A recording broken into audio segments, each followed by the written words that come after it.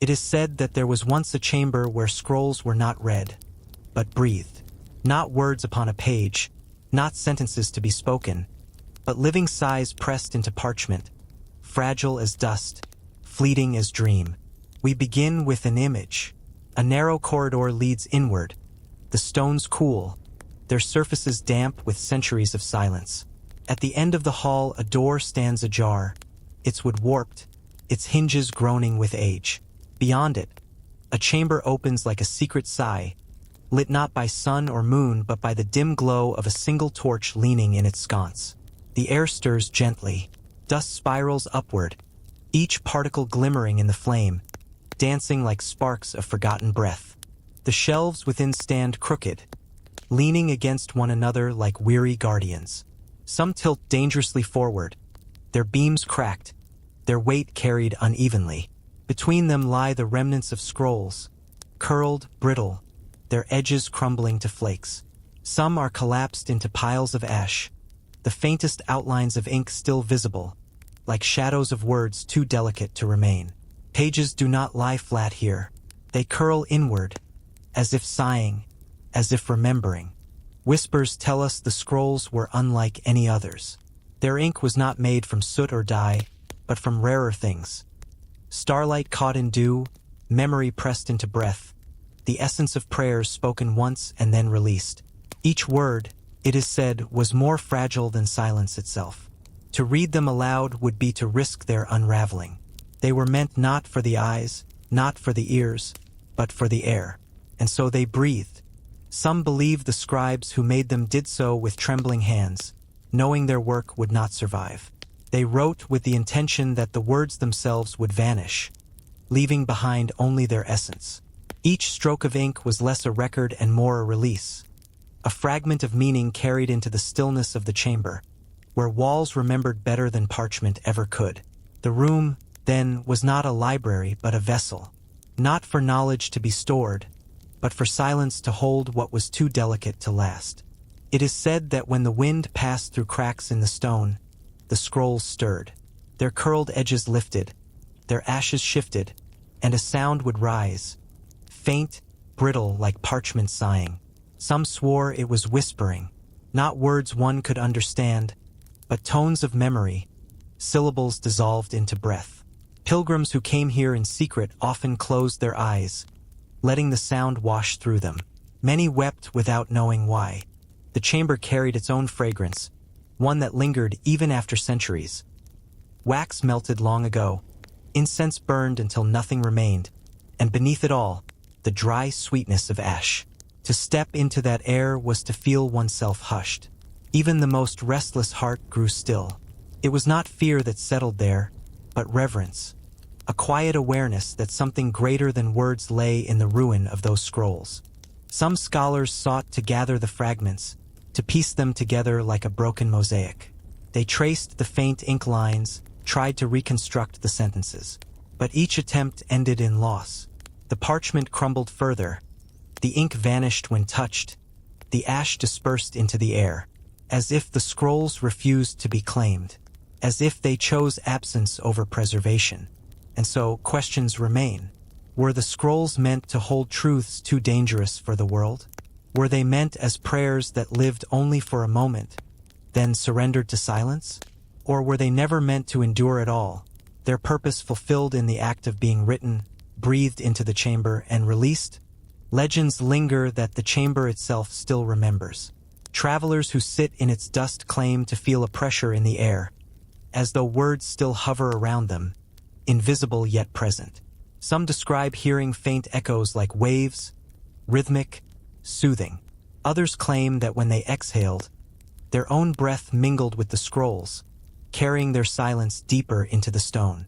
The chamber, it seems, has become a great manuscript written not in ink but in absence.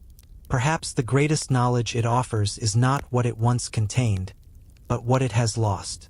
To stand in that ruin is to be reminded that not all truths are meant to last, and that some wisdom lies not in preservation but in surrender.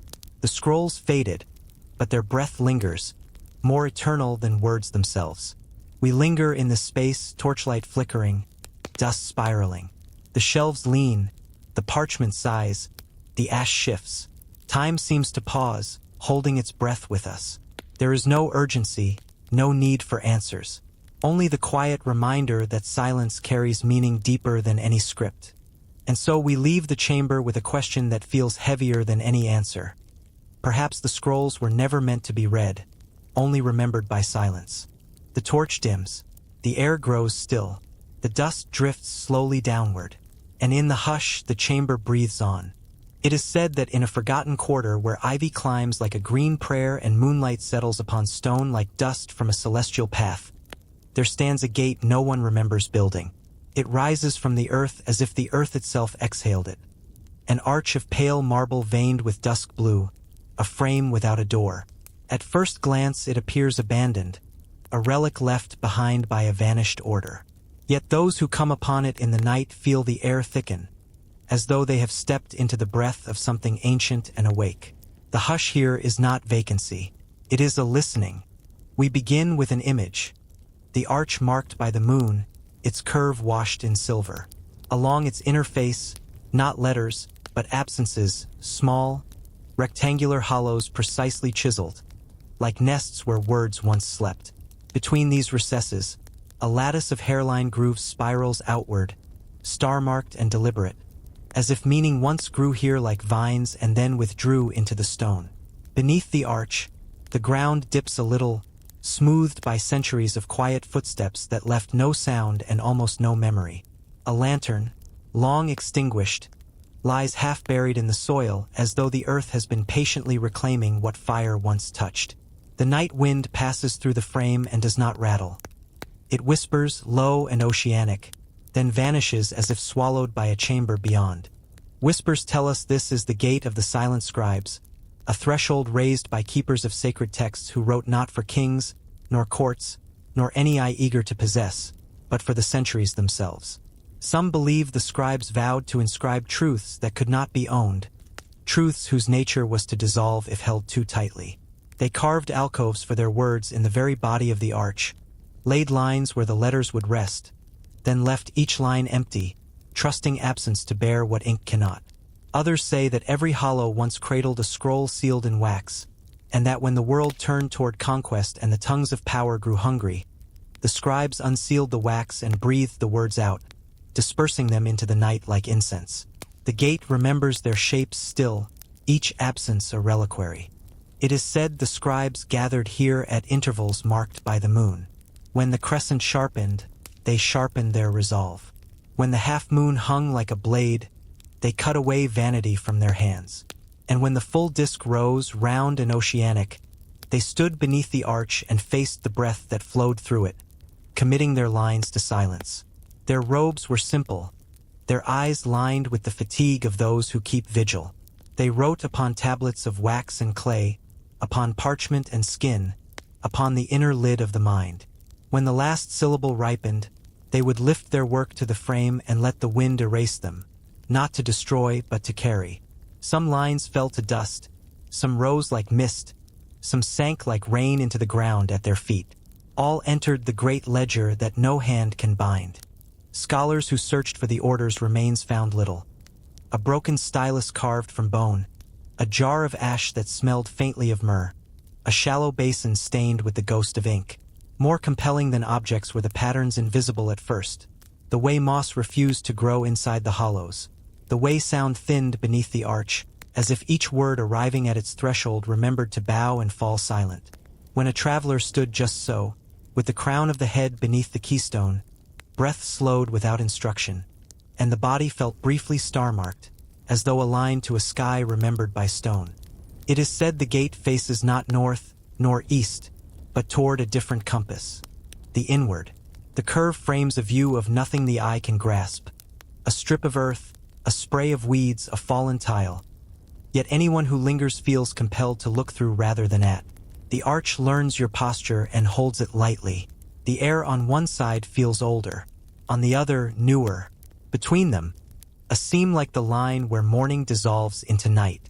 Stories remain of supplicants who arrived with questions heavy as iron.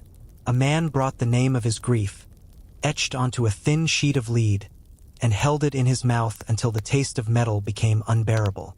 A woman carried a sealed letter written to an ancestor no longer spoken of, tied with a strand of her own hair. A child came with nothing at all but the fear of forgetting. Each stood beneath the arch and waited until the silence rose. Each felt the same instruction, as gentle as a hand upon the shoulder. Do not speak, and do not leave. Breathe and let the question migrate from the tongue to the ribs, from the ribs to the air, from the air to the stone. What returns is not an answer, but space.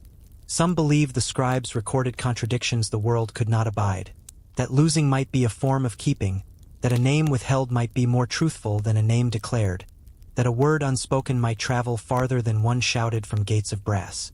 They wrote these paradoxes in a script that refused permanence. Milk on dark slate, vapor on glass, a stylus drawn through ash.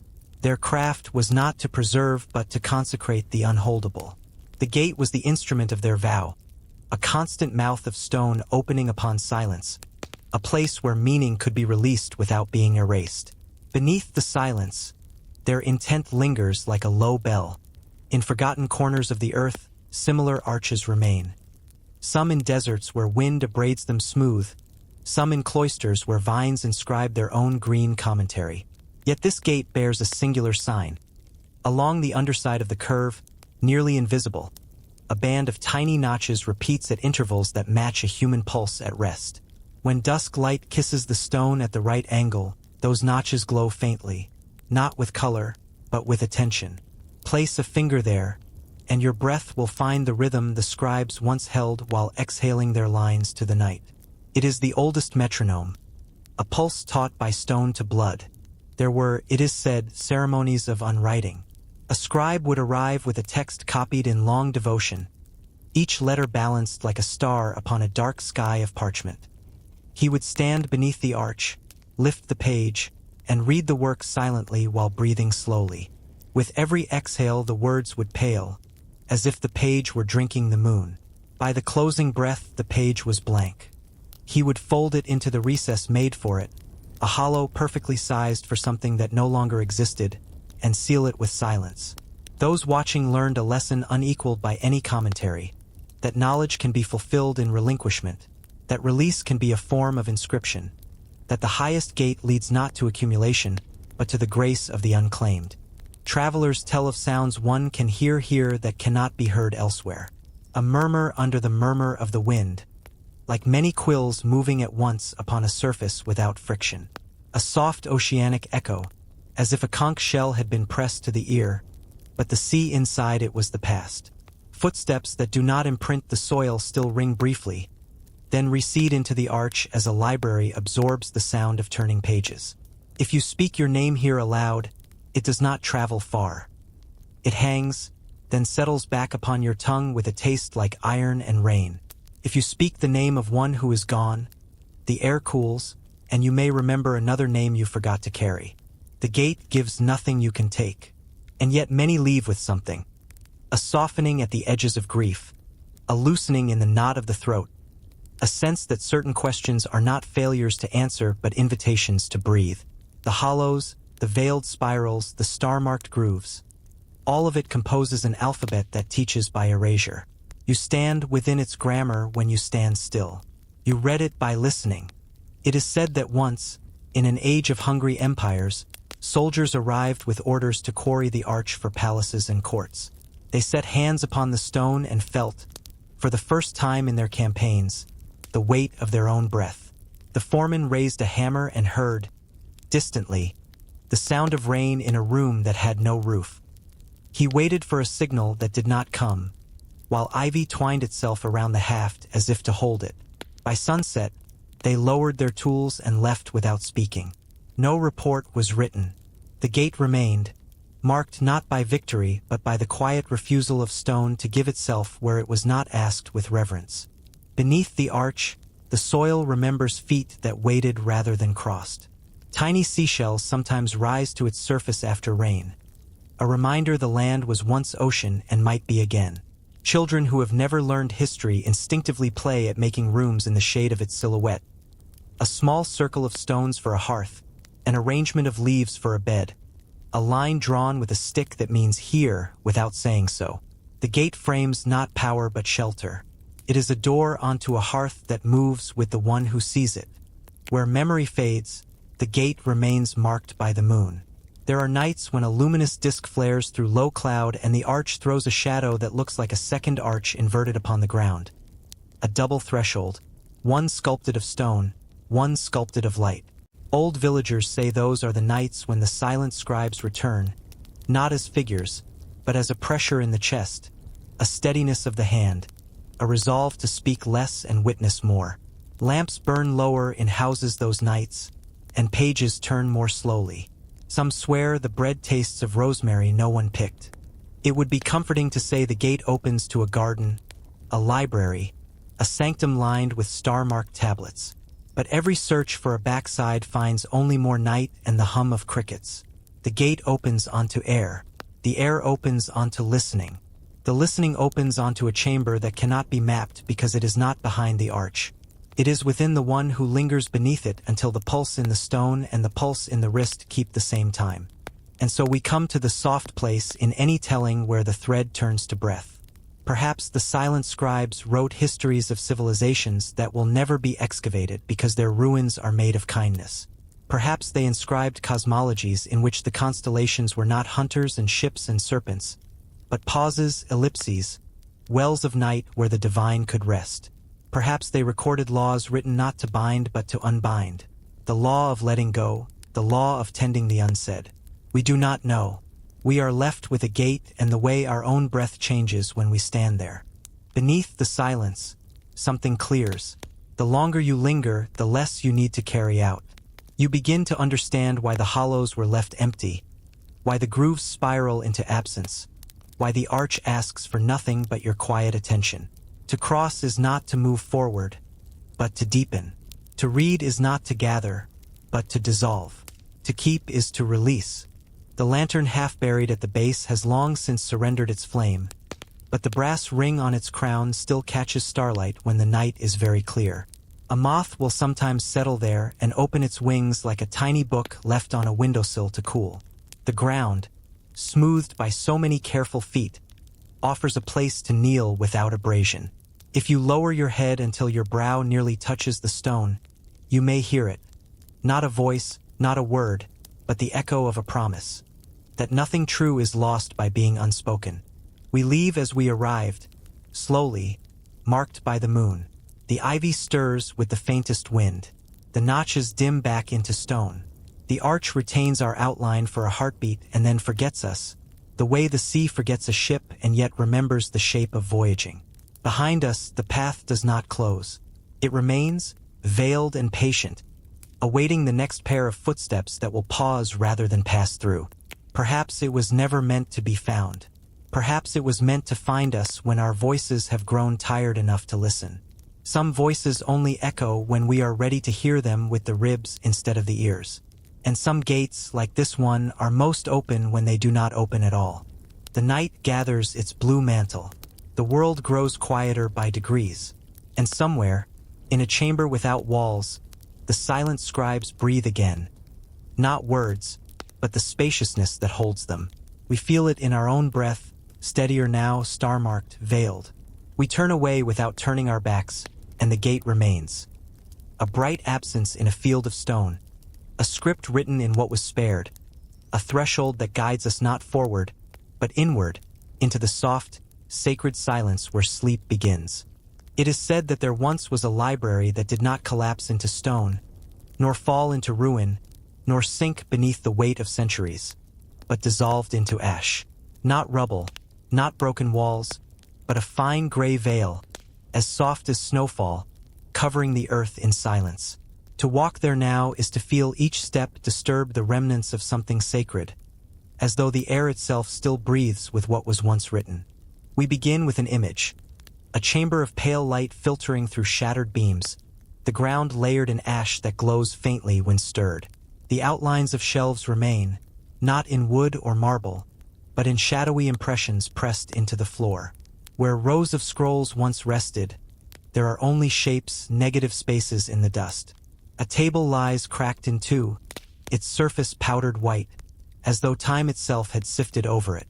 A single stone pillar leans inward, half buried, its carvings blurred into unreadable ghosts. And in the stillness, the silence deepens, heavy with the weight of absence. Whispers tell us that this library did not die by accident. Some believe it was destroyed by kings who feared the words contained within, words too dangerous, too luminous, too free for the world to hold. Others say the library consumed itself, igniting from within, as though it could no longer bear the burden of its knowledge. Both tales circle back to the same truth, that the breath of those scrolls was not meant to linger in plain sight. The ash carries its own fragrance, dry and sweet, faintly bitter, as though memory itself had burned. Pilgrims who enter the ruins describe a strange sensation when the dust rises around them. They feel watched, not by eyes, but by the weight of words once spoken and now dissolved.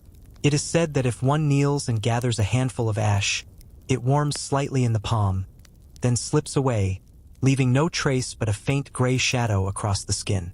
Some call it illusion. Others call it the last breath of the library, still alive, still resisting being held. There are stories of fragments found among the ashes, tiny corners of parchment, edges of scrolls, smudges of ink, symbols that break off mid-stroke, like thoughts interrupted. Scholars once tried to piece them together, but the fragments dissolved the moment they were exposed to air, as if the scrolls chose to vanish rather than be revealed in part. As if wholeness was not theirs to grant anymore. The fragments remain as impressions, ghostly, refusing to yield to translation. It is said that on nights when the wind is still, the ash stirs on its own. It rises in faint spirals, as though drawn upward by an unseen hand. Those who stand in the ruins hear whispers in the movement, not voices exactly, but tones, like the low breath of someone reciting lines without sound. The words cannot be understood, yet they leave a presence in the chest, a weight of recognition. Some claim these are the library's last prayers, lifted endlessly, breathed into silence, never extinguished. Legends linger that the ashes themselves contain memory. If scattered upon water, they shimmer faintly before sinking. Some believe this shimmer is the last glow of the words once written. Others whisper that the ashes hold more than memory, that each particle carries a fragment of truth, too fine to be gathered, too infinite to be read. A whole library dissolved into grains of silence, scattered into air and earth, beyond the reach of conquest or decay. The paradox lingers. Was the burning an act of destruction or of preservation? To erase is to silence, but perhaps to silence is also to protect. Perhaps the library's knowledge still exists, diffused into the breath of the world, carried on winds, resting in soil, folded into rivers. Perhaps the library did not end, but transformed, surrendering form in order to become presence everywhere. Travelers who leave the ruins often describe a change within themselves. They arrive expecting loss, but depart with a strange fullness. The silence they carry is not emptiness, but weight, as though their own breath has been braided with the library's. A hush lingers in them, softening their voices, slowing their steps. Some say they dream more vividly after touching the ash, dreams of staircases rising into darkness, of scrolls that dissolve when opened, of voices whispering in forgotten alphabets. These dreams leave no answers, only wonder. The ruins themselves remain untouched. No temple was built upon them, no city grew across them. Perhaps the land remembers, refusing to let its surface be broken again. The ash shifts with the wind, forming shallow dunes, sometimes covering the outlines of shelves, sometimes revealing them. Each season redraws the chamber, as though the library continues to write itself in silence, not with ink but with absence. Perhaps that is the truest legacy of this place. Not words preserved, but words surrendered. Not scrolls intact, but scrolls breathed out into silence, scattered into ash, ungraspable yet eternal. The library does not speak, yet it teaches. It does not hold, yet it offers. Its very absence becomes a presence, a scripture written in dust and carried by wind. And so we leave the chamber quietly, the ash soft beneath our steps, the silence heavier than stone. We do not carry scrolls, nor books, nor fragments. We carry only the hush, the breath that lingers, the impression of what was surrendered. Perhaps the library was never meant to last. Perhaps it was never meant to be read. Perhaps its greatest act was to dissolve, to scatter its truths into silence, where they would remain untouchable, unbroken, and endless. The ash settles back to the ground. The torchlight fades. The chamber breathes. And in its silence, the library continues, eternal as sleep. It is said that somewhere, in the folds of history where memory grows faint and silence thickens, there was once a codex that no hand now holds, no eye now sees. Not destroyed, not preserved, but vanished, as if time itself conspired to draw a veil across its face. Its name lingers only in fragments, a mention in a crumbling ledger, a shadow in a scholar's dream, a whispered title spoken by lips that trembled. But the codex itself remains unseen, absent, a hollow in the story of words. We begin with an image, an empty shelf carved of marble, its edges smoothed by the centuries, its recess large enough to cradle a tome of great weight. Dust lies evenly across its surface, untouched, as though no hand has dared disturb it. Yet those who look upon it say they feel a presence, subtle but insistent, as though the absence itself carries a shape.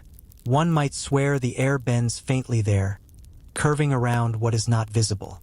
Some even claim to have seen faint lines shimmering in the dusk light, like the ghost of a book waiting to be opened.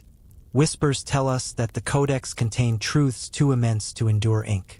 Some believed it carried the story of beginnings, the breath of the first dust, the song of rivers before they were born, the names of stars before they were given names.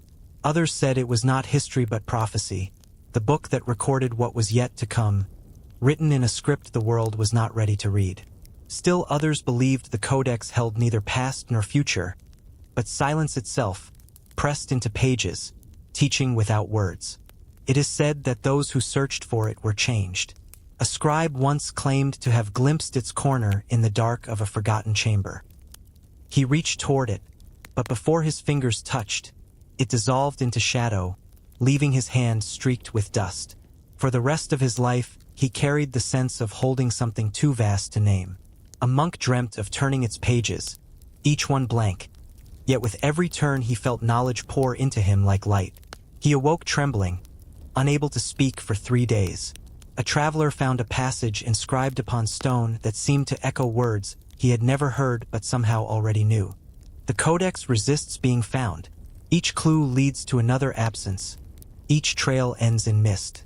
The closer one comes, the farther it retreats, like the horizon receding with every step. Some believe this is no accident. Perhaps the codex veils itself deliberately, allowing only glimpses so that it can exist both everywhere and nowhere at once. Perhaps to hold it would be to lose it, and to never hold it is the only way to keep it. The shelves where it once rested are said to hum faintly when touched.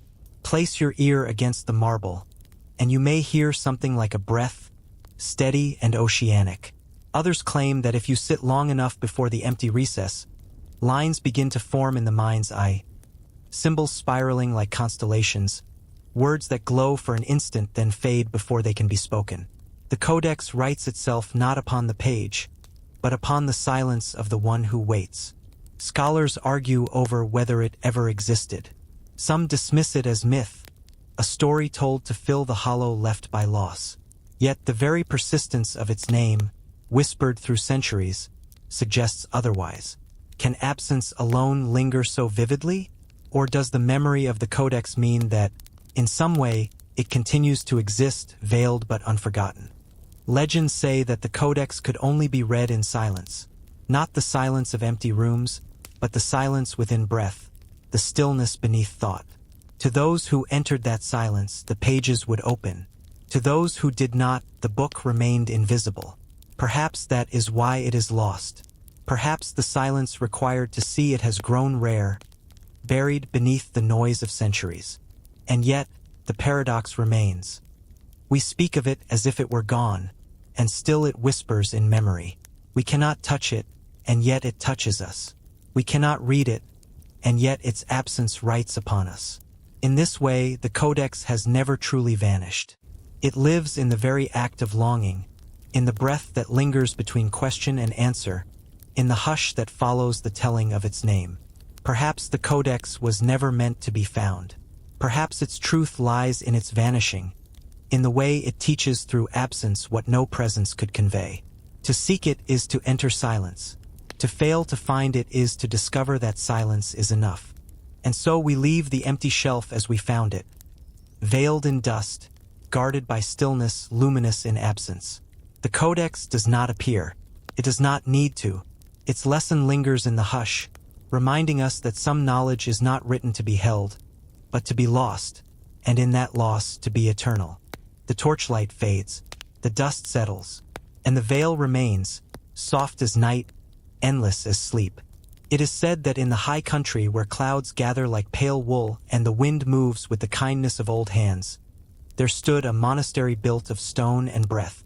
Its walls were veiled in lichen, its roofs dark with the memory of rain, and its bells, when they still spoke, were low as the sea. Travelers who climbed the narrow path arrived at dusk with dust upon their hems and quiet already in their mouths.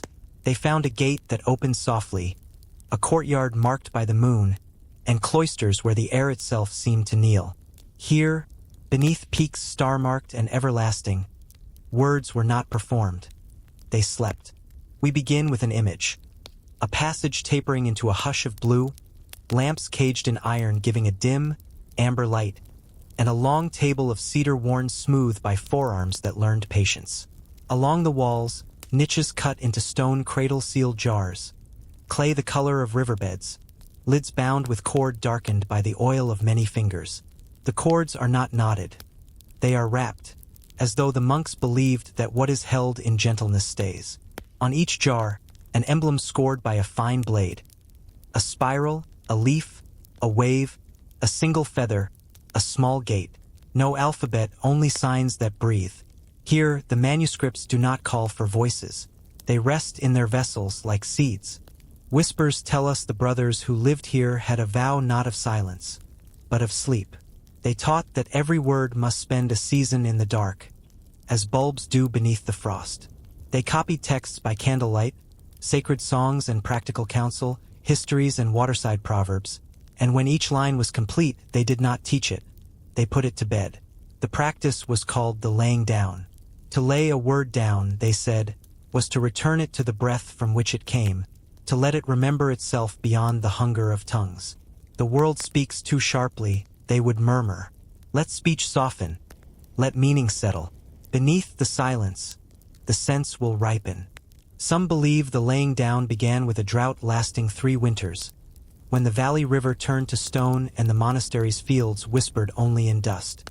The brothers, unwilling to quarrel with the sky, wrote what they knew of water, not as command, not as instruction, but as remembrance. Names of springs and their distances by foot.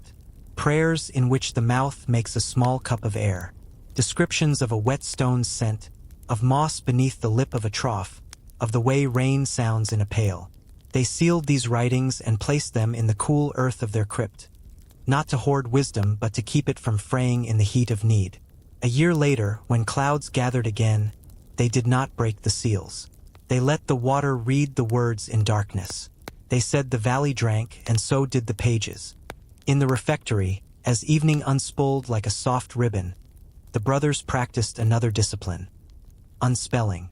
A reader would recite from memory a well-known passage, a teaching, a psalm, and with each slow breath remove one word, then one more, then another, until only the rhythm remained, a cadence of rests. The novices learned to hear what stayed when language faded, a kind of oceanic echo that lived beneath the letters, a tide not made of sound. This, said the elder, is the bed where words sleep. Bring them here often, and they will not grow thin with use. The scriptorium carried the scent of beeswax and wool. Quills rested in cups of reed. Inkstones were veined like mountains. The brothers wrote with small hands, star-marked by candle soot. They leaned close as if listening to the parchment breathe. When they finished a page, they brushed the last line with milk and wind, their phrase for the warm breath sent gently across the wet ink. Only then would they roll the sheet and tuck it into a jar. Before sealing, they'd lower their heads and lend the scroll a single unhurried sigh. Some believed that sigh taught the page to sleep. Others believed it taught the reader to read without owning. There was, in the eastern corridor, a chapel with no altar and no icons. A low window framed a band of sky where the moon often lingered at dawn. The brothers called it the Little Chamber. Here they conducted the vigil of unburdening. At certain seasons, when news drifted up from the lowlands, rumors of war, the rash of decrees, cities choked with smoke, the community gathered in the little chamber and brought no text at all. They sat, palms up, and breathed as if cooling a burn. The elder would place a sealed jar at the room's center, not to open, but to keep company with their quiet. Some nights the wind entered like a careful guest. Some nights the mountain was so still they could hear their own ribs. They said the world could sleep a little through their bodies. Legends tell that the monastery kept, hidden in its stone, a hall of sleeping words deeper than the crypt. Those who worked in the gardens sometimes sensed it under their feet. A pressure, a low hum. No stair led there, and none were needed. The hall was not a place one reached with steps, but with the slow dwindling of oneself before daybreak. When a brother had reached his last season, the community would watch over his breath. If he had laid his words down well, if he had set more to sleeping than to stirring, they said his final exhale sounded as though a jar had been sealed. He would descend then, not into earth, but into the hall where every word returns to being breath. Marked by the moon, they would whisper, touching his brow. Travelers who arrived in summer found the walls laced with ivy, the green bright against stone that had learned the language of cloud. They were welcomed with bread that tasted faintly of rosemary and ash. They were not asked their names. Names were used here with care, softened by listening. At night, a lantern guided them to a cell where the blanket was wool and the pillow was straw and the window framed one star only. They slept as though the mountain had taught them how. In the morning, before speech, they were shown the solarium where row upon row of jars waited in slanting light. No one lifted a lid. A novice would touch the cord of a single vessel with 2 fingers, the way one greets a sleeping child. It is said there was one jar each year that was never sealed. During the season of reeds, when the river ran clear, the brothers would choose a new vessel and leave it open upon a shelf of cedar. Anyone who wished might kneel before it and speak one syllable into its hollow. Not a confession, not a boast, not a name. A syllable only, chosen for its weather, its grain, its warmth upon the tongue. The jar tasted these syllables with the patience of clay. When winter sharpened, the elder would lift the vessel and listen to the gathered sound inside. If the sound had learned to rest together, he would tie the cord with a simple wrap and set the jar among its kin. A year has learned to sleep, he would say. If the sound had not yet learned, the jar would remain open, and the brothers would add no syllables, only breath, until the river softened again. Some scholars descended upon the monastery in the later centuries when empires craved libraries the way desert craves rain. They carried requests marked with seals, demanded catalogs, names, and indexed to the sleeping. The brothers received them with tea as pale as straw and walked with them through the colonnades. "What is in these jars?" the visitors asked, quills poised. "Everything," the elder answered, smiling in a way that left the page undecided. "May we open one?" "When it is ready," said the elder. "It will open itself." The scholars left with few notes and a strange lightness in their shoulders, as though a pack had been quietly removed while they were not looking. It is said only 3 jars were known to open in living memory. The first in a drought. Within it, a single instruction, not written but felt, to guide a stonecutter to a spring buried under thorn. The second in a time of flood. Within it, a calm that taught hands to lift grain higher on the shelves. The third when a young novice had forgotten the shape of his mother's voice and could not sleep for the ache of it. Within it, the soft pattern of unspelling, which worked slowly at his bedside, turned longing into tide. No words fell from the vessels. No lines were recited. Something older than text rose, like warmth through wool. Seasons turned. Snow slowed the world to a gentle syllable. Tulips lit the earth like a quiet punctuation.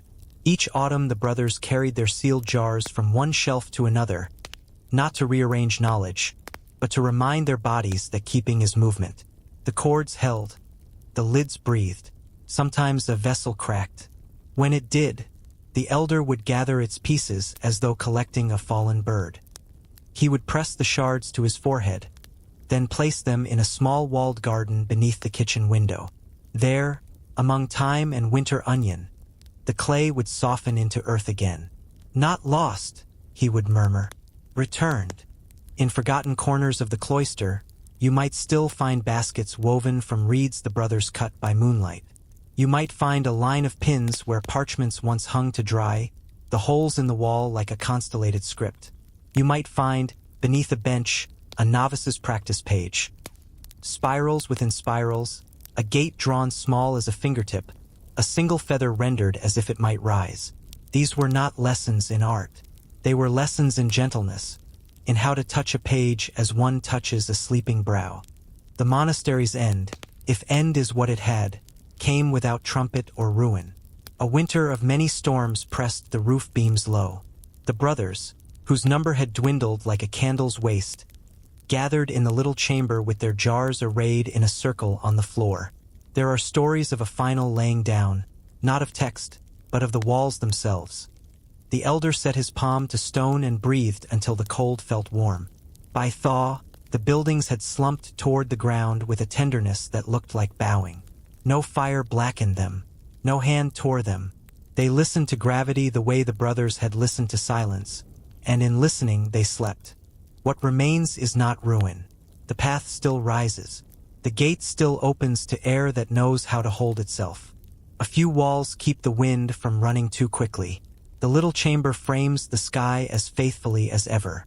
And underground, if you kneel and lay your cheek to the earth, you may hear something that is not wind.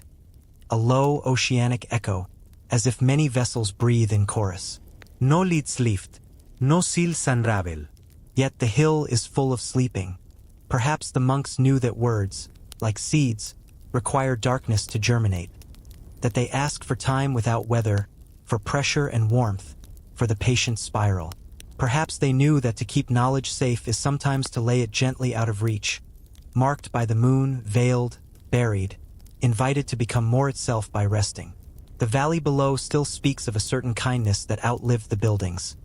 Neighbors who pause before answering. Children who hum while washing their hands. A baker who covers his loaves with a cloth for a moment before selling. Let it sleep, they say, about bread, about anger, about news. And when the cloth lifts, the crust sings. Where memory fades, the monastery remains, not as a lesson to recite, but as a rhythm the body can remember when speech grows sharp. If you climb at twilight and stand in the cloister with your palms open, the mountain will lend you a breath that does not hurry. If you walk the solarium with your eyes lowered, the cords of the sealed jars you cannot see will soften your step. If you rest your brow against a stone, the stone will not teach you language. It will teach you a silence in which language can sleep without fear. Perhaps it was never meant to be found. Perhaps it was meant to find us whenever we grow tired of using words only to keep awake. Some voices only echo when we are ready to listen with our ribs. Some pages only open when no hand reaches. And some monasteries, like this one, remain as a gentle weight upon the earth, a place where the world remembers how to lay itself down. Night gathers like a cloak about the shoulders of the hills. The first star hangs in the little window. The path behind you keeps its shape, but your breath has changed, slow and oceanic. You begin the descent with nothing in your hands and more in your chest than you can say. The jars sleep, the mountain keeps watch, and the words, ancient, sacred, veiled, go on sleeping, not lost, not gone, only resting in the soft cradle of silence, marked by the moon, until someone, somewhere, needs them to wake. It is said that beneath a city long surrendered to dust, there lingers a vault cut into stone where shelves stand like ribs of the earth itself. These were not halls of common learning, but a place apart, hidden behind walls of silence. They called it the stacks, though not all were invited to walk among them. To descend those steps was to step out of time, and to breathe air that had not stirred for centuries. What lay there was forbidden, not because it was false, but because it was too vast, too delicate, too heavy for the world above. We begin with an image. A narrow stairwell spiraling down, worn smooth in the center by countless careful feet. The walls glisten faintly, damp with the breath of stone. At the base, a small doorway carved with symbols half worn away. Spirals, crescents, lines that lean like reeds in the wind. Beyond the door, a corridor stretches into shadow. Shelves rise on either side, carved directly from the rock. Their ledges empty now, yet not lifeless. The air smells of soot, wax, and rain long since buried. A single torch sputters, its flame bending as though bowing before something unseen. Whispers tell us that the stacks once held scrolls written in alphabets unknown elsewhere. Curling marks shaped like tides, sharp strokes echoing the fall of stars. Some believed these texts recorded not kings nor wars, but things more elusive. The names of rivers before they ran, the thoughts of mountains before they rose, the silence of the sea before it was broken by waves. Others claimed the scrolls were mirrors, recording not what was outside, but what lingered within, the breath of those who copied them, the secret prayers they dared not speak. Yet when conquerors came, they did not find what they sought. The shelves were bare. The vault was emptied, or so it seemed. Only echoes remained. But the echoes were enough. It is said that those who stood there long enough heard a faint rustling, like pages turning in a room no longer lit. The sound came not from the ear, but from within the chest, low and steady, as if the body itself remembered how parchment once moved. Sometimes the echoes grew sharper, rising into tones, syllables just beyond recognition. A traveler once claimed he heard his own name whispered back to him, drawn out in a voice that was not his own. Another swore she heard laughter. Not cruel, not mocking, but the light ripple of joy, rising from nowhere and fading into silence. Scholars dismissed such tales as imagination, the mind seeking pattern in silence. But the echoes continued. Pilgrims descended not to read, but to listen. They said the shelves themselves hummed faintly, each ledge carrying the resonance of words once laid upon it. Like strings of an unseen instrument, the stone remembered every syllable, every sigh, every prayer breathed into parchment. And though the scrolls were gone, the music lingered. The paradox of the stacks is this: though empty, they are never silent. The deeper one listens, the more one hears. A single step can stir a chorus. A cough can summon a rustle. A held breath can return as a sigh not your own. Some believe the echoes are the scrolls themselves, refusing to vanish entirely. Others say the stacks are alive, and that the stone, once touched by words, could never forget. There are stories of those who tried to seize the echoes. One man carried a silver horn, hoping to capture the whispers as sound. When he lifted the horn to his lips, no echo came. Another brought wax tablets, pressing them against the shelves, hoping impressions might form. In the morning, the tablets were smooth, but his dreams that night were crowded with voices he could not name. Still another brought fire, thinking heat might awaken what silence kept. His torches burned bright, but the echoes fell silent, and he fled in terror of the stillness he had summoned. The stacks guard themselves not with locks, but with memory. To force them is to lose them. To listen gently is to be changed. Some say the vault has no end. Walk long enough, and the shelves grow taller, the air heavier, the silence thicker. At a certain point, one no longer hears echoes but feels them, vibrations in the ribs, the pulse of words not spoken but breathed into the marrow of stone. A few who wandered too far never returned. Perhaps they became part of the echoes, folded into the endless chorus. Or perhaps they found the hidden scrolls, and in reading them, dissolved into silence. Today, the city above lies in ruin. Streets crumble, walls fall, fountains are dry, but the entrance to the stairwell remains. The door waits, half buried, symbols still faintly visible in the moonlight. Few dare descend. Those who do return pale and hushed, as though carrying more silence than they took with them. When asked what they heard, most smile faintly and shake their heads. Some things cannot be carried back. Some things live only in the hush between breaths. Perhaps the forbidden stacks were never meant to yield their treasures. Perhaps their purpose was not to preserve knowledge in scrolls, but to teach us that knowledge itself has a breath, a life beyond letters. That even when words are gone, their echoes remain, etched into stone, carried by silence, waiting for those who are ready to hear. And so the stacks endure, empty yet full, silent yet echoing, forgotten yet eternal. We leave them as we entered, slowly, quietly, with nothing in our hands, but with a lingering hum in our chest, like the fading resonance of a bell long since struck. Perhaps it was never meant to be found. Perhaps it was meant to find us. Not in words, but in echoes, reminding us that silence too has a voice. The torch burns low, the stairwell winds upward, and behind us, deep within the stone, the echoes breathe on. It is said that somewhere in the folds of time, there was a library whose words could not remain. The scribes who labored there wrote with patience, their quills steady, their parchment smooth, their silence deep as prayer. Yet the ink they used would not endure. Line by line it faded, paragraph by paragraph it dissolved. Whole scrolls, once filled with the breath of thought, grew pale until they were nothing but blank skins, soft as water and just as fleeting. It was as though the ink itself longed to return to silence, refusing to be bound. We begin with an image. A long cedar table in the scriptorium, light slanting in through narrow windows, dust rising in shafts of gold. A scroll rests upon the surface, its parchment still warm from the scribe's hand. The lines glimmer faintly, as though alive, each character shimmering with the hue of twilight.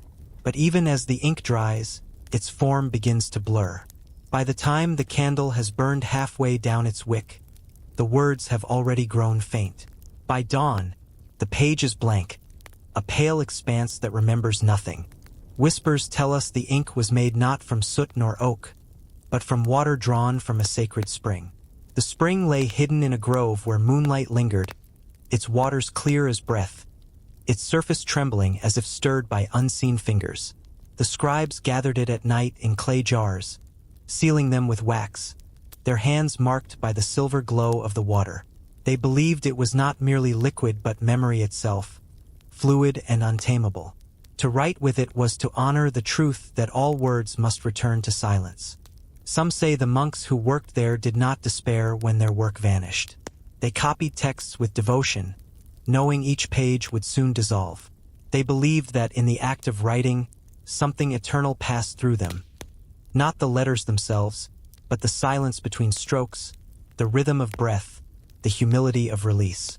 To write with vanishing ink was to learn that nothing could be held, and yet nothing was truly lost. Travelers who came to the monastery spoke of a peculiar hush in the scriptorium. The shelves were filled with scrolls, yet when unrolled, they revealed only blank parchment. Still, the pilgrims insisted they felt the weight of meaning in their hands. It was as though the page had already been read by silence. One visitor wrote in a diary. Another claimed that when he pressed his ear to the parchment, he heard faint whispers, like water dripping in a cavern. A third swore he saw letters shimmer for a moment, glowing like fireflies, before fading once more. The paradox grew. A library full of texts, and yet empty. Words written, but not preserved. Some scholars dismissed it as folly, a community wasting its effort on ink that could never last. But others saw a deeper truth. The words were not written for us, one traveler reflected. They were written for the air, for the stone, for the silence that listens even when we do not. It is said that those who touched the vanishing ink carried its lesson with them. A merchant, troubled by greed, spent a night in the scriptorium. In the morning, he found his hands stained faintly with silver, though no ink remained on the scrolls.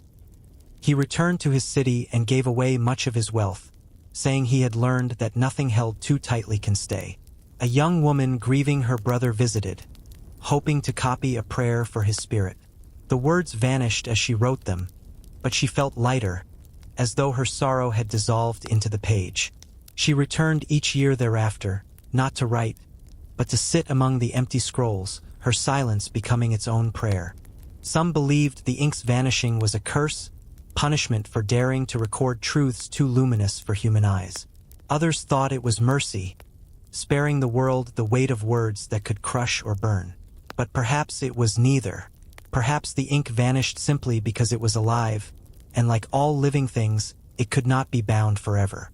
Legends say the spring from which the ink was drawn has long since disappeared.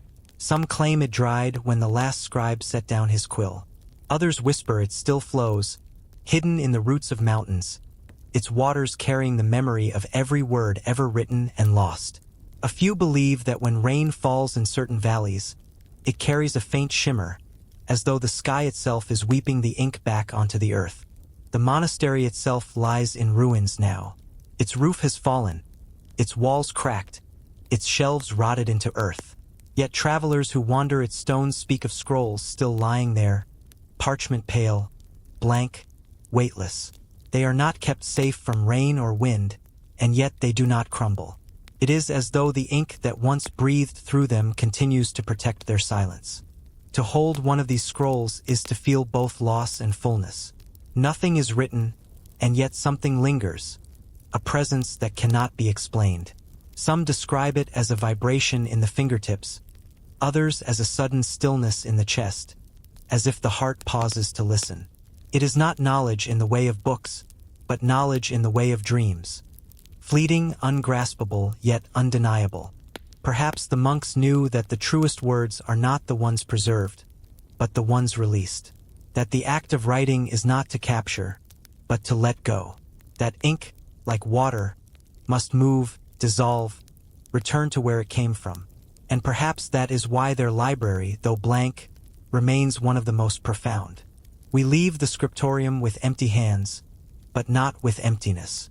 The silence of the scrolls stays with us, soft as water, endless as night. Perhaps the ink was never meant to endure. Perhaps it was meant only to remind us that nothing vanishes completely. It changes, it flows, it dissolves. But its essence remains, carried in silence, borne on the breath of the world. The candle gutters, the dust settles, the pages wait pale as sleep, and in their waiting they speak. It is said that beneath a ruined quarter where streets lean into shadow and ivy braids the fallen stone, there lies a chamber whose door was sealed not by iron, but by air. The entrance is plain, a lintel with a sun-softened sigil, a threshold scoured by wind. Yet those who found it spoke first of what they did not feel. No draft, no stir, only a pressure like a hand laid gently over the mouth of the earth. Here, beneath the silence, a vow had settled, and within, they whispered, were scrolls that had never known the touch of breath. We begin with an image, a passage descending like a thought that refuses to join the tongue. Steps chipped by centuries of cautious feet. Walls glazed with mineral light, as if the stone remembers rain in the dark. At the base, a door neither grand nor humble, its grain stained a gray that looks almost oceanic. No hinges show, no lock, only a narrow seam running from lintel to floor. A mark, small, star-marked, rides the right jamb, thumb height, as if set there by someone who paused, then chose not to knock. The air is still in a way that feels deliberate. Candle flames, carried too close, fold inward. Whispers tell us the chamber was made by caretakers of a fragile wisdom, not forbidden because it threatened, but because it yielded too easily, like frost beneath a warm hand. Their scrolls were crafted of a parchment so fine it could be bruised by a word. Their ink slept shallow in the skin, ready to rise, ready to vanish. To keep such things, they said, was not to hide them, but to shelter them from breath itself. They bound the room with an old covenant of air, a stillness so complete that no syllable could ride it. The scrolls remained unbreathed, the way seeds remain ungerminated in winter, waiting, whole, inviolate. It is said that opening the door required nothing but patience. One did not force, one unhurried. A palm pressed to the seam until skin learned the grain. A pulse, felt by wood. The door lifted without sound, as if the darkness inside had drawn a slow, soft inhalation, and the wood had remembered it was not a wall. The first glimpse revealed little.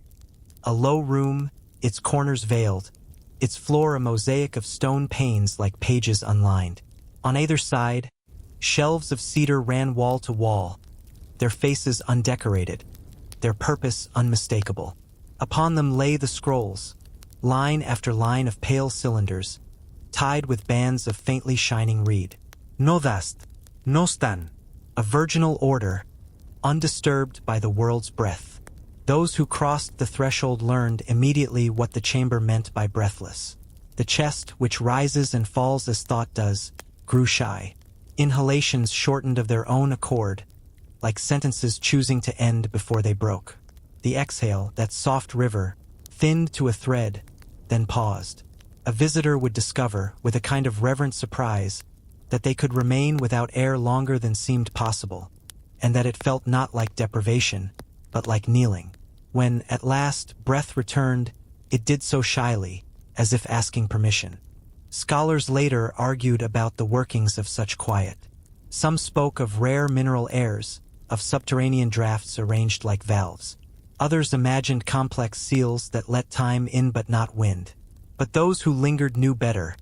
The chamber was not a trick. It was a vow. Breath cannot be banished, but it can be honored.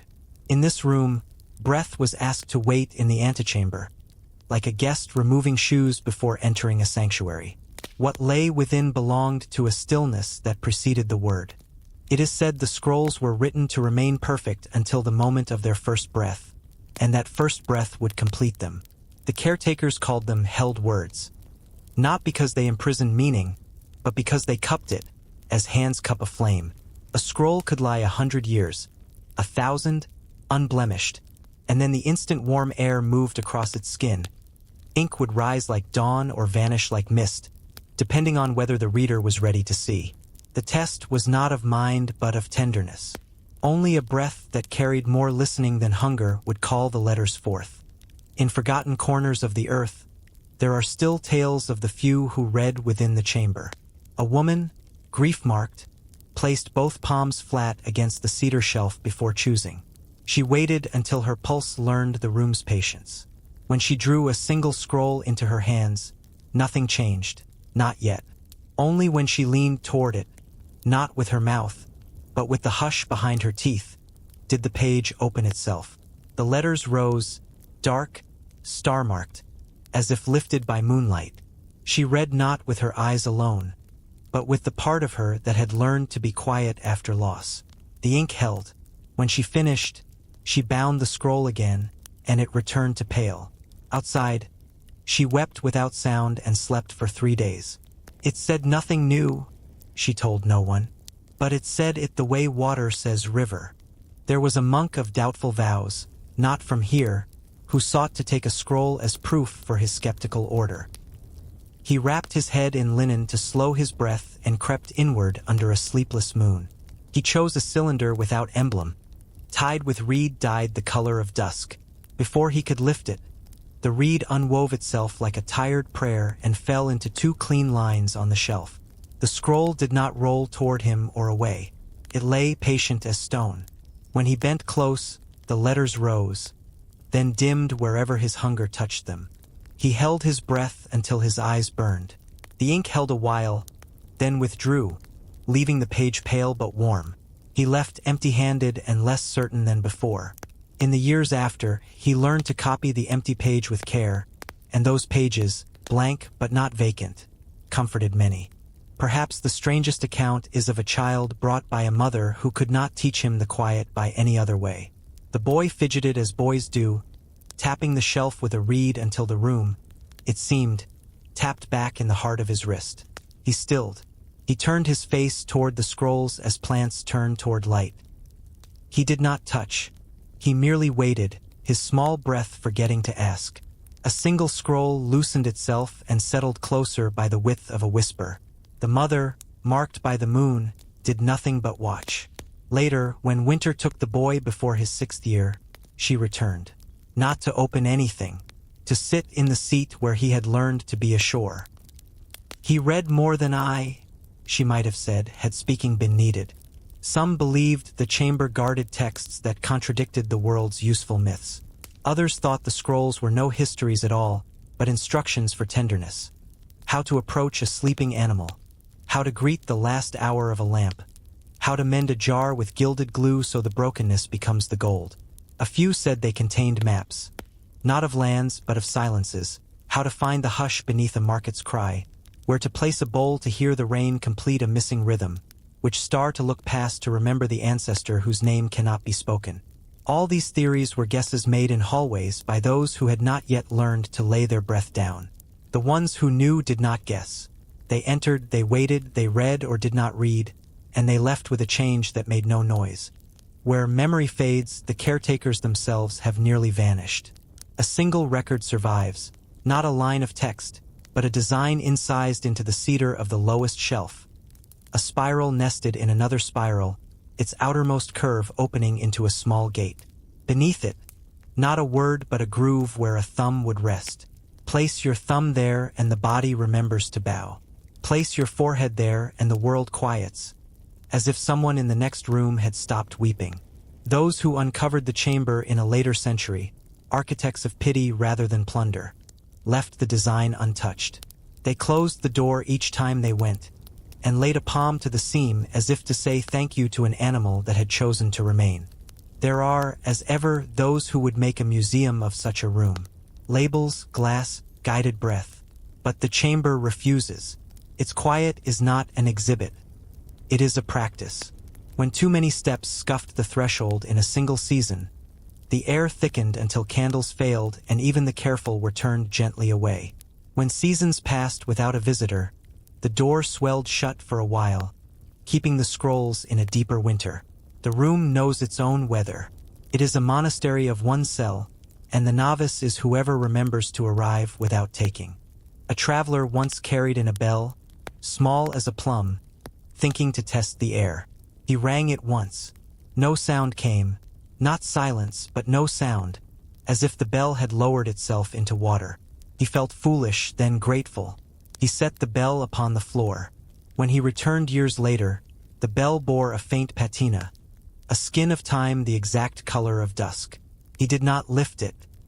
He lay down beside it, cheek to stone, and slept a long, clean sleep without dream. He left the bell there. It belonged to the stillness better than to any hand. Perhaps you wonder what becomes of a scroll when it is read by the right breath. Do the letters remain, now anchored by attention? Do they fade again, like a night tide sighing out of the bay it has filled? Counts differ. One elder swore that a true reader leaves a page both legible and more tender than before, as if meaning had learned to stay without clinging. Another claimed that all ink vanishes the moment the reader truly knows, that knowledge completed needs no mark. A third, who trusted paradox more than reports, said the chamber keeps both. Some scrolls lying dark with lines that welcome future quiet hands. Others pale as moonstone, their teaching lifted into the cedar, the stone, the pulse in the visitor's wrist. The room is oceanic. It can hold both tide and shore. Marked by the moon, the chamber also keeps a calendar of small mercies. On certain nights of the long year, a cold blue light finds its way through a crack in the lintel and threads itself along the shelves. On those nights the reed bands gleam faintly, and a traveler standing in the seam might believe they hear a sound like wind moving across tall grass. People from the scattered houses nearby leave small offerings at the entrance. A feather, a slice of bread, a clay bead, not to gain entrance but to greet the quiet.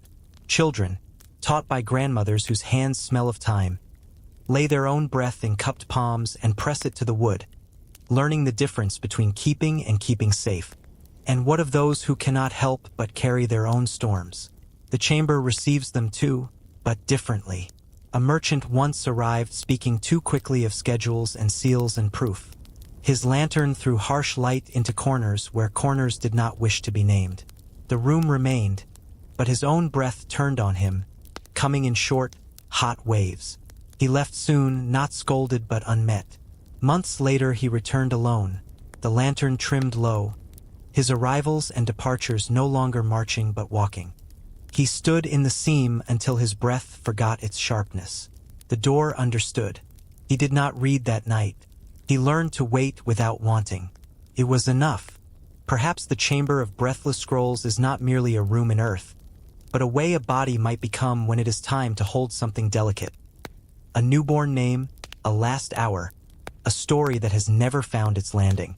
Perhaps the vow against breath was not a refusal, but a tenderness, a way to keep the world from breaking what it loves by reaching too soon. Where memory fades, patience grows roots. Where voices tangle, the reed ties grow wise. We leave as one must, slowly, the door lowering with the softness of sleep, the seam taking back its slender shadow. The passage rises, and the air thickens, then loosens, then returns. The first full breath outside feels oceanic. The second tastes faintly of cedar. The third belongs again to the weather of the world. Behind us, stone remembers the warmth of our hands and then forgets, the way a lake forgets your weight and yet keeps your shape in its notion of tide. Perhaps it was never meant to be found. Perhaps it was meant to teach a different finding. That some things cannot be met by air first, but by listening. That the mouth is not always the door. That words, like birds at dusk, require a gentler approach to land. Some voices only echo when we are ready to hear them with the ribs. Some pages only open when the breath agrees to wait. Night gathers along the ruined quarter, laying its blue veil over lintel and stair. A moth, star-marked, takes the seam for a moonbeam and rests there a moment. Somewhere nearby, a bell that does not ring reminds the air of its own quiet. And under the earth, kept by cedar and patience and a vow older than speech, the scrolls lie as they were placed. Whole, unbruised, unbreathed. Not lost, not hidden, but held in a silence wide enough to let them remain what they are until the world arrives with the gentleness they deserve. It is said that in the ruins of an archive long surrendered to silence, no scrolls remained, no codices, no pages inked with fragile lines. What lingered was something stranger, something at once less and more than the library itself. An index carved in stone.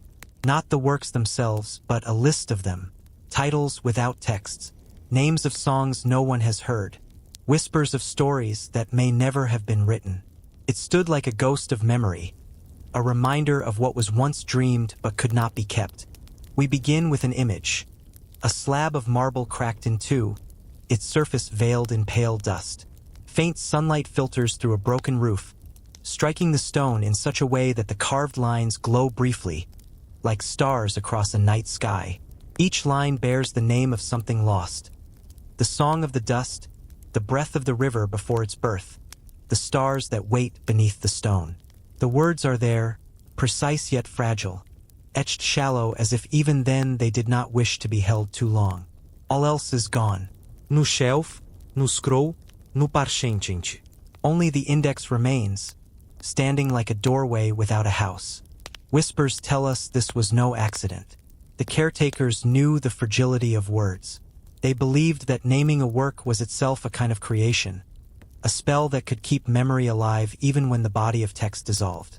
To carve only the titles was to honor the shape of knowledge without forcing it to endure. Each title was a seed planted in silence, left to grow in the imagination of those who gazed upon it. Some travelers lingered before the slab for hours, staring at the list until their vision blurred. They swore they began to hear faint tones, as though the titles themselves carried echoes of their content. One claimed that upon reading the breath of the river before its birth, he smelled rain on dry soil, though no rain had fallen in months. Another said that as she traced the name the stars that wait beneath the stone, she saw sparks in the air above the slab, faint glimmers like constellations half hidden by mist. Others heard nothing, saw nothing, only silence. Yet even they confessed to leaving with a sense of fullness, as though the unwritten works had entered them by another path. The paradox of the index is clear. The works it names may never have existed, and yet their absence is heavier than many books that survive. Perhaps they were burned. Perhaps they were never written at all. Or perhaps they live only as possibilities, preserved in the mind of the stone. What is an index without books? Is it emptiness, or is it possibility made sacred? Scholars tried to copy the titles, chiseling them onto new tablets, but the echoes did not follow. The replicas were cold, sterile. It was as though the original slab carried not only words, but the breath of the one who first carved them. The dust of the hall seemed to cradle those names, protecting them like fragile embers. Copies could preserve the shapes, but not the silence that made them alive. It is said that once, in a season when the moon burned red, the slab was struck by lightning through the broken roof. The crack that runs through its center was born that night.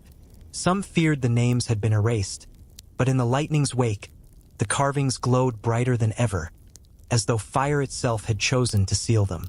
Perhaps the storm did not destroy but consecrate, turning the index into something even the sky could not forget. Now, centuries later, the slab lies in dust, its titles fading, its letters softened by wind and rain. Yet pilgrims still arrive, brushing the surface with gentle fingers, not to decipher, but to listen. They sit in the ruined hall and read the names aloud, slowly, one by one, as though reciting a litany. Their voices rise, then fall, each title a prayer to something absent yet eternal. And though the scrolls themselves are gone, the listeners leave with a sense that they have been read to, not by pages, but by silence itself. Perhaps that was always the intent. Perhaps the index was never a record of works lost, but a scripture in its own right, reminding us that memory is not only what has been preserved, but also what has been imagined, whispered, or dreamed. The slab gives us no answers, only questions shaped like titles, carved in dust. We leave the hall as the light fades, the slab half veiled in shadow, the titles glowing faintly one last time. The silence folds around us, rich and unfinished. Perhaps the greatest library is not the one that survives, but the one that is only remembered by its index. Perhaps the most powerful words are not the ones written, but the ones waiting to be born. The dust settles, the hall exhales, and the names remain, carved in stone, unread yet unforgettable. It is said that in a monastery whose stones have long since crumbled into the earth, the most sacred text was not inked upon parchment, nor carved into tablets, nor bound in gold. It was silence itself. The brothers who lived there spoke of silence not as absence, but as presence, a scripture too vast for language, a breath too delicate to bind in words. They believed that every pause was a verse, every stillness a chapter, every hush an unending book. We begin with an image, a cloister at dusk, its colonnades veiled in ivy, its courtyard marked by moss. No bells ring, no chants rise, only the faint sound of sandals brushing stone as the monks gather, not in chorus but in stillness. They kneel side by side, their eyes half closed, their palms open upon their knees. Candles flicker, their flames bending inward as if listening. The air grows dense, as though time itself has slowed to a gentle sway. In that hush, silence descends like a cloak, wrapping every wall, every leaf, every breath. Whispers tell us the brothers did not write their scripture. They lived it. Each day was a page. Each gesture, each glance, each pause in speech became a letter within an unwritten gospel. To them, silence was not empty. It was full, cradling all that could not be spoken. The sound of the river beyond the wall, the call of a bird at twilight, the rhythm of breath in prayer. All of it was folded into this sacred stillness. They believed that to listen deeply was to read, and that to remain quiet long enough was to understand. Visitors who came expecting scrolls or codices left perplexed. The library of the monastery was bare, its shelves empty, its desks free of parchment. Yet those who lingered learned that silence itself was the archive. A scholar once scoffed, insisting that words must be written to endure. The elder only smiled and said, "What endures cannot be written." That night, the scholar lay awake in his cell, listening to the quiet press of the walls. By dawn, he had no words, only tears he could not name. He returned to his city carrying no text, and yet something within him had been read. The paradox of the silent scripture is this: nothing is spoken, and yet all is said. The brothers believe that speech, though precious, fractures truth into shards. Silence, by contrast, holds it whole. To utter words is to carve from the ocean a cupful. To remain still is to let the ocean be the ocean. In this way, their monastery became a library without books, a sanctuary of unbroken meaning. It is said the monks practiced a ritual called the turning of the page. At dawn, they would gather in the cloister, close their eyes, and bow their heads. After a span of stillness, they would rise together and bow once more, as though a new chapter had begun. No words marked the transition, only silence. Yet those present swore they felt the difference, as if an unseen book had indeed been turned, and the air itself carried the weight of a new passage. Legends tell of a night when travelers sought shelter during a storm. The monks welcomed them but spoke not a single word. The visitors were unnerved, whispering among themselves, but as hours passed, the silence began to seep into their bones. They felt their own voices grow unnecessary, their own thoughts less jagged. When the storm ended, one traveler declared that he had never known such peace. "You gave us nothing," he said. The elder replied softly, "Then you have received everything." Some believed the silent scripture contained truths too dangerous to be spoken aloud. Others said it was a way of preserving wisdom beyond the corruption of time, beyond the decay of ink and stone. Perhaps it was both. Or perhaps it was simply the recognition that all words, however beautiful, eventually fall away. But silence endures, like the breath between stars. Over centuries, the monastery itself dissolved. Roof beams rotted, walls crumbled, ivy overtook the cloisters. And yet, even in ruin, silence clings to the place. Travelers who pass through speak of a stillness unlike any other, a hush that wraps around them like a familiar garment. Birds fall quiet upon its walls. Wind slows at its threshold. It is as though the silence has seeped into the very stones, becoming scripture still. What remains is no book, no scroll, no index. Only quiet corridors where moss breathes, only courtyards where moonlight gathers, only ruins where silence waits. Yet those who kneel among the stones swear they are being read, their lives becoming verses in an unwritten gospel. They rise changed, though no line has been recited. Perhaps the silence was never meant to be broken. Perhaps it was always the truest scripture, waiting for ears willing to listen beyond sound. Perhaps the most enduring wisdom is not written in letters but carried in pauses, in breaths, in the spaces where language ends and eternity begins. We leave the monastery in twilight. The last candle gutters. The ivy sways faintly. The silence presses close, gentle, whole. Perhaps it was never meant to be spoken. Perhaps it was meant only to be lived. And so the scripture remains. Not in books, not in stone, but in the quiet that lingers when voices fall still, when night draws near, when the world, for a brief and precious moment, remembers how to listen.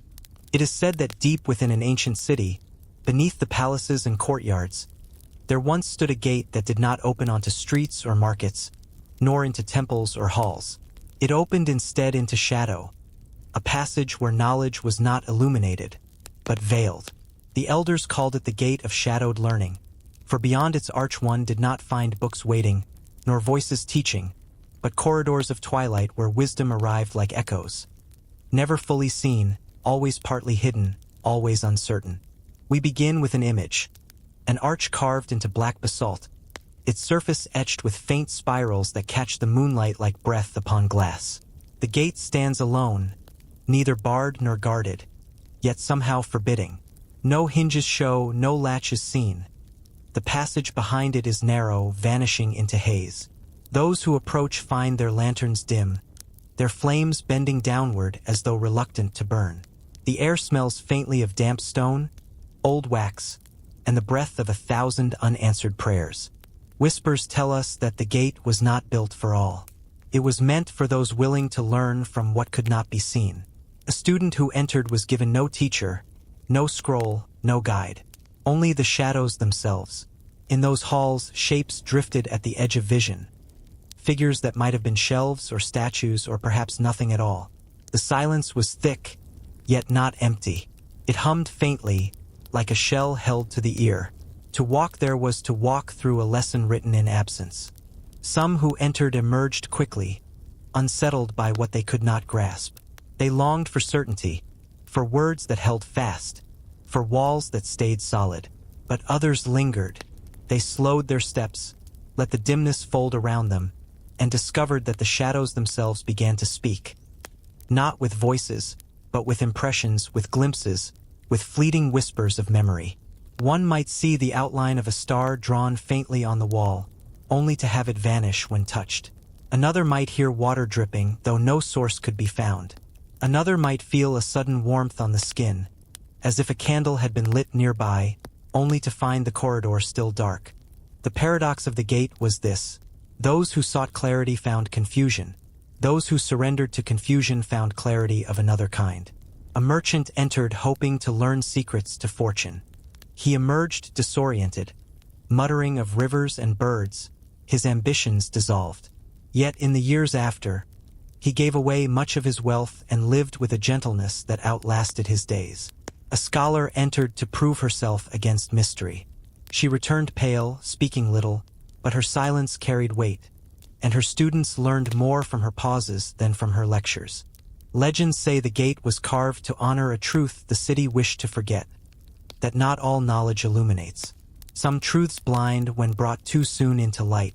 Some must remain veiled, half seen, half felt, until the heart has learned to bear them. Shadowed learning was not ignorance. It was patience. It was the willingness to dwell in uncertainty, to accept that wisdom often lives in the spaces where clarity dissolves. There are stories of those who disappeared within the shadows, never to return. Some believe they were swallowed by the corridors, their voices added to the hum of silence. Others say they found a deeper chamber, a place of balance where shadow and light meet, and chose to remain there, guardians of the unseen. A few whisper that they did not vanish at all, but returned to the city disguised, moving quietly among the people, carrying wisdom that could not be spoken, shaping lives with gestures instead of words. In forgotten corners of the ruined city, fragments of the gate remain. A half-buried arch of basalt, its spirals softened by wind and rain. Travelers who stand before it at dusk claim they feel a coolness, as if stepping into shade on a summer day. Some swear they hear faint whispers rising from the stone. Not language, but a rhythm, a cadence, a pulse that lingers in the chest. Children press their ears to the rock and return wide-eyed, saying they heard their own thoughts repeated back to them, softer, calmer, as though the stone itself had listened. Scholars debate its purpose. Was it a temple of restraint, a test for the arrogant, a sanctuary for truths too fragile to endure sunlight? Yet those who approach with gentleness do not debate. They kneel, they bow their heads, they close their eyes. They understand that the gate was not built to answer, but to teach the art of asking without demand. It is said that the gate itself was a book, its arch the cover, its shadow the pages. Each visitor wrote upon it not with ink, but with presence. The shadows remembered every step, every sigh, every pause. And though the city above has fallen, the gate endures, carrying within it centuries of unspoken prayers, unformed thoughts, unfinished learnings. Perhaps the greatest wisdom is not the kind that dazzles, but the kind that softens. Perhaps the most profound truths are not shouted, but whispered in twilight, half hidden, so that we may learn to approach them with care. We leave the gate as the moon rises, its spirals glimmering faintly, its passage breathing shadows once more. The silence follows us like a second cloak, heavy yet gentle. Perhaps it was never meant to be passed through completely. Perhaps it was built only to remind us that shadow too can be scripture, and that not all light is ready to be seen. The city sleeps, the stones settle, and in the ruins of its hidden arch, the gate continues to wait, teaching with shadow what words can never hold. It is said that deep within the ruins of an old citadel, there lies a hall where names once lived, names carved with care and reverence, names spoken in ceremony, names meant to outlast dust. Yet today, the names are unreadable. The stone is worn smooth, as though centuries of silence have breathed against it, softening each line until letters dissolved like mist in morning light. They call it the Hall of Forgotten Names, a place where memory lingers, though nothing is left to recall. We begin with an image, a chamber vast and echoing, its ceiling arching like the sky inside the earth. Columns rise like trees, their surfaces etched faintly with lines no one can decipher. On the floor, slabs of marble run in long rows, each one once inscribed with a name. The carvings are still visible in outline, but only just grooves shallow, letters broken, shapes that no tongue can now pronounce. Candles gutter in the corners, their flames bending toward the stone as though drawn by an invisible breath. The air tastes of lime and salt, of centuries sealed and then reopened. Whispers tell us that this hall was once a sanctuary of remembrance. Each name belonged not to kings or warriors, but to the ordinary. Potters, shepherds, scribes, midwives. They were honored not for deeds of conquest, but for simply being. The city believed that to inscribe the name of every soul upon stone was to anchor them in eternity. They believed that as long as a name was legible, the person lived on in some small way. But time, ever patient, has smoothed the words away. The stones now breathe only silence. Travelers who enter the hall often kneel without knowing why. Some say they feel the weight of the countless lives once held here, lives no longer remembered by lineage or story, yet somehow still present. A pilgrim once laid her ear to the stone and swore she heard the faintest murmur, like a crowd whispering in unison, too soft to distinguish, too persistent to ignore. Another wept, though she could not say for whom. Another left flowers between the slabs, not knowing whose resting place she honored, yet feeling that the gesture mattered. The paradox of the hall is this: though the names are gone, the presence remains. What is a name when it can no longer be read? What does memory become when all words for it fade? The Hall of Forgotten Names teaches that memory is not always tied to language. Even without letters, something endures, a warmth in the stone, a hush in the air, a weight that cannot be measured but can be felt in the chest. Legends tell of one night each year when the moonlight falls through a crack in the roof at just the right angle. For a few brief hours, the pale beam sweeps across the floor, and the stones glow faintly. Some claim that in that light, the names reappear, clear and shining, only to vanish with the dawn. Others say the letters never return, but those who stand in the glow suddenly remember fragments of voices, lullabies, laughter, a cry of joy in the marketplace. Perhaps the light does not restore the names, but restores the listeners. It is said that the last caretaker of the hall, long after the city fell, was a single scribe. He came each morning to sweep the floor, though no visitors remained.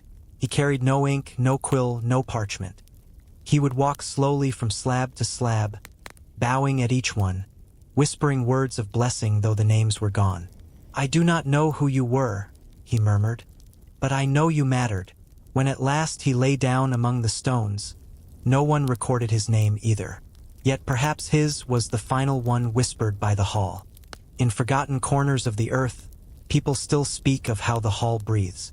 On quiet nights, when wind brushes the ruins, it seems to carry syllables too faint to grasp. Children playing near the site sometimes fall still, their games forgotten, their eyes wide as though they've heard someone call their name. Elders tell them not to fear. The forgotten are only reminding us, they say, that one day all names will be forgotten, and yet we will still belong. Scholars have puzzled over the hall's purpose. Was it a census made sacred? A memorial? A city's attempt to fight against oblivion? Yet those who stand within it know that questions matter less than presence. To be there is to understand that names are but vessels, and when the vessel cracks, what it carried may still linger. Perhaps the hall was never about preserving names at all. Perhaps it was about teaching that the essence of a life cannot be reduced to a word carved in stone. Perhaps the fading was not a failure, but the point. For as the letters vanish, what remains is something deeper than remembrance. Belonging without boundary, presence without identity, memory without name. We leave the hall in twilight, the last glow of sun brushing the broken roof. The slabs stretch out behind us, pale and silent, holding lives that cannot be spoken but can still be felt. Perhaps it was never meant to be read. Perhaps it was meant only to remind us that even when names fade, the silence they leave behind still holds us. The wind dies, the stones breathe, and the hall remains, not as an archive, but as a hymn written in absence. A hymn of countless voices, forgotten yet eternal. It is said that in a valley veiled by mist, where rivers bend like silver ribbons and mountains keep their watch in silence, there once stood a library unlike any other. Its shelves were vast, its chambers endless, yet it contained not a single book. The monks who tended it called it the library of unwritten books.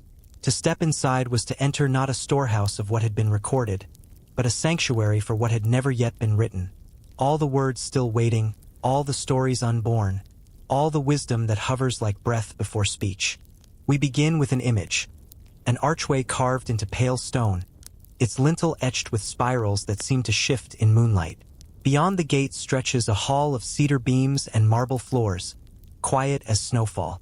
Row after row of shelves rise into darkness, tier upon tier, yet every ledge is bare.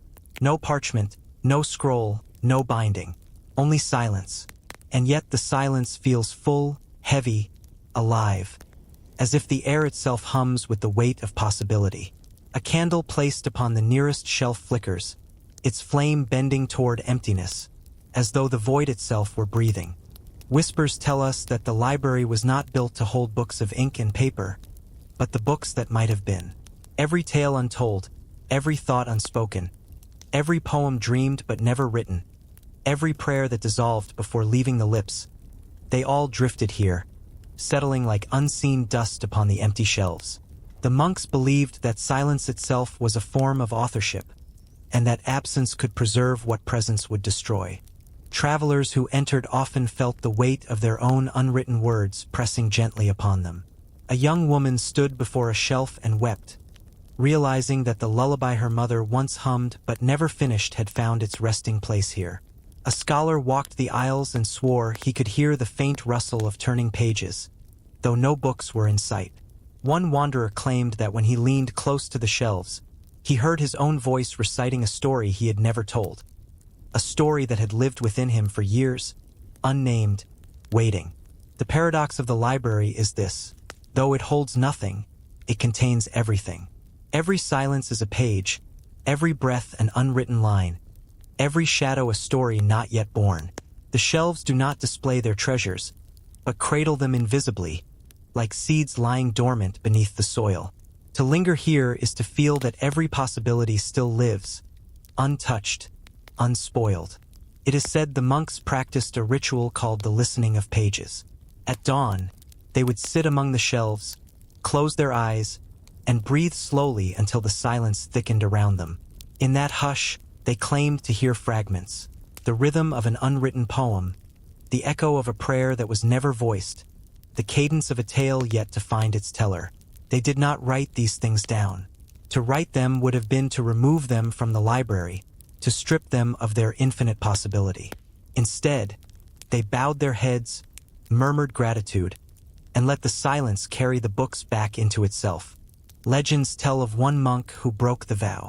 Overcome by longing, he brought parchment into the library and began to write what he heard. Line by line, the unwritten became written. Yet as he set the last stroke of ink, the words on the page dissolved into blankness. The parchment shivered, curled, and crumbled into dust. The shelves sighed, as though relieved. The monk wept, not for the loss of the words, but for the realization that they had never been meant to leave. He spent the rest of his life in silence, tending the library with devotion, learning that some treasures are most sacred when they remain unseen. Some believe the library was infinite, stretching into caverns beyond measure. Others claim it was no larger than a chapel, and that its vastness was not of space but of presence. Perhaps both are true. Those who walked its halls often reported that time bent strangely there. Minutes felt like hours, hours like moments. Some entered at dusk and emerged at dawn, feeling as though they had lived through years of reflection. Others entered for a lifetime and returned with the freshness of youth. The shelves, it seems, measured not time but readiness. The ruins of the library are said to remain, though no map marks their place. Travelers who stumble upon them find nothing but broken arches and bare stone ledges, half buried in ivy. Yet those who sit quietly among the ruins swear the silence is still alive, that the air hums faintly, as if shelves invisible still carry their burden of possibility. Some leave offerings: a feather, a blank sheet of paper, a candle allowed to burn itself out. These are not gifts to the past, but to the unborn future, tributes to all that has not yet been spoken. Perhaps the library was never meant to preserve what we already know. Perhaps it was built to remind us that the unsaid, the unwritten, the unshaped has its own sacred weight. That not every story must be told, not every thought must be named, not every truth must be fixed in ink. Some things are more powerful when they remain potential, shimmering like water before the stone, like breath before the word. We leave the library as the moon lifts high, its light spilling across the empty shelves. The silence follows us out into the valley, soft and immense. Perhaps it was never meant to be filled. Perhaps it was always full. And so the library of unwritten books endures, not in paper, not in stone, but in the spaces where language hesitates, where silence listens, where possibility itself becomes scripture. It is said that in the farthest reaches of an empire long since folded into dust, there existed a codex that no scholar dared to claim, no scribe dared to copy, no reader dared to finish. They called it the Codex of Endless Night. Its pages, bound in skin blackened by time, shimmered faintly when touched by firelight, as though stars had been pressed into the grain. To open it was to step into a darkness vast and soft, a darkness not of fear but of eternity, a night without dawn, an ink without end. We begin with an image, a chamber carved into the side of a mountain, lit only by torches that refuse to burn too brightly. In the center lies a pedestal of obsidian, and upon it rests the codex, closed. The air is still, heavy with dust, the silence broken only by the faint crackle of wax. No guards stand near, no chains bind it. This power is not in locks, but in the patience with which it waits. The codex does not invite, it abides. Whispers tell us that each time the book was opened, its words changed. A novice once turned the first page and found a map. Rivers flowing across stars, mountains rising in the shape of constellations. A traveler read the same page years later and saw only a prayer, written in a hand that seemed to echo his own. Another scholar claimed she saw nothing at all, only black upon black, as if the page itself were a mirror of night. And yet, each who read swore the codex spoke directly to them, though none could repeat its words without losing them immediately to silence. It is said the codex contained no ending. No matter how far one read, there was always another page waiting, another shadowed line unfolding. Some believed it was infinite, a mirror of the endless sky. Others thought it was not a book at all, but a vessel for the silence that swallows language when it has reached its limit. To read it was to be reminded that all words, however luminous, eventually dissolve into night. Legends speak of one keeper who spent his life with the codex. Each evening he opened it at random, each morning he closed it again. He never spoke of what he read, but those around him noticed his face grow softer, his voice gentler, his presence deeper, as though he carried the weight of a sky within him. When he died, the codex did not mourn. It lay upon its pedestal, closed, waiting for another set of hands, another set of eyes, another life ready to dissolve into its pages. Some feared it. They whispered that too long with the book would draw the reader into its ink, leaving only silence behind. Others revered it, believing it to be the last scripture, the final gospel, written not to reveal but to return. Yet whether feared or loved, none denied its pull. For to stand before it was to stand before the mystery of night itself. Vast, eternal, infinite, waiting. The paradox of the codex is this: though unreadable, it has already been read by countless souls. Though endless, it always begins again. Though dark, it glimmers faintly, as if stars had been scattered across its skin. Perhaps it was never meant to be finished. Perhaps it was meant only to remind us that every story, every word, every prayer, no matter how bright, eventually finds its home in night. Now, the codex lies forgotten in ruins. Or perhaps it does not. Some say it still rests upon its pedestal in the mountain chamber, unchanged. Others whisper that it has moved, carried by unseen hands to wherever it is most needed. A few claim that it is not an object at all, but a presence. The silence that comes at the end of a prayer, the darkness that wraps us before sleep, the vastness we feel when staring at the stars too long. If so, then the codex of endless night has always been with us. We leave the chamber quietly, our lanterns dimming as though they too must bow. Behind us, the codex waits, unhurried, endless, a book without an ending, a night without a dawn. Perhaps it was never meant to be read. Perhaps it was meant to read us. And so, as we close our journey through halls and gates, scrolls and shadows, through silence that spoke and names that vanished, we arrive where all stories end, at night. A night that does not frighten, but soothes. A night that does not erase, but holds. A night that, like the codex itself, is endless, vast, soft, eternal. The candle gutters, the chamber exhales, the world folds into quiet. And you, too, drift into the codex of endless night, carried not by words, but by silence, by shadow, by the tender breath of sleep.